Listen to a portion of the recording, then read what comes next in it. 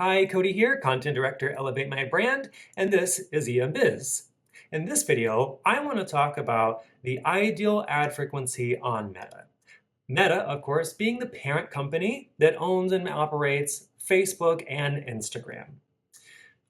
Even though ad frequency is a sort of lesser discussed metric when it comes to social advertising, it is a question we get sometimes from clients, which is, what is the ideal ad frequency? So first, let's take a step back and talk about what ad frequency is, and then let's answer the question. Ad frequency is the average number of times that a user who sees your ad sees your ad. So if 100 people see your ad, 50 of them see it twice, and 50 of them see it 4 times, your average ad frequency is going to be 3 times.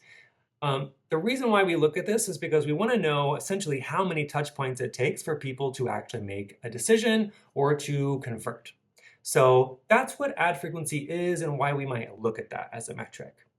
But the real question that we get is, what is the ideal ad frequency? And unfortunately, the answer is, it depends. It depends on a number of factors, in fact.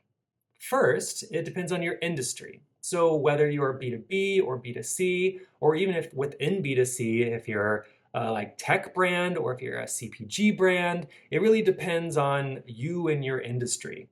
It also depends very largely on your pricing. If you are a luxury good, then it might take far more times for a customer to see your ad to be motivated to take that decision. Whereas a company that sells a $10 product, there's really no risk in just trying that $10 product. So maybe the average ad frequency will be 1 or 2 because the barrier to making that decision is much lower. So what's most important is that you run several different campaigns and you optimize as much as you can on the content side, and then just watch the average frequency on your ads to see if it goes up or down. Note that it won't always be just your content and things you can control.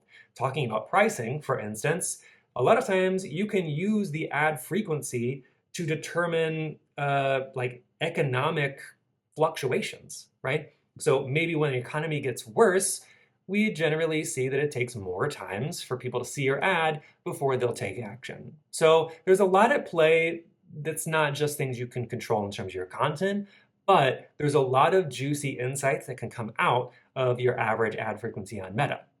Now, to answer your question a little bit more directly and concretely, we generally say the ideal Meta ad frequency is like 2 to 4. But again, it's most important that you watch your ad frequency and let what happens and fluctuates within your Meta ad account determine what you need to do in terms of content.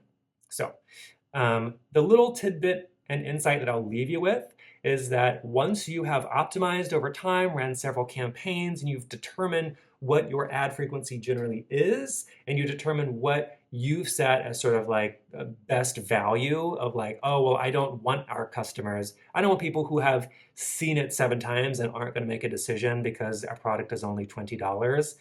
If that's what you've set the cap as, you can technically set that cap in your Meta Ads Manager so that your ad never shows to people more times than you want it to.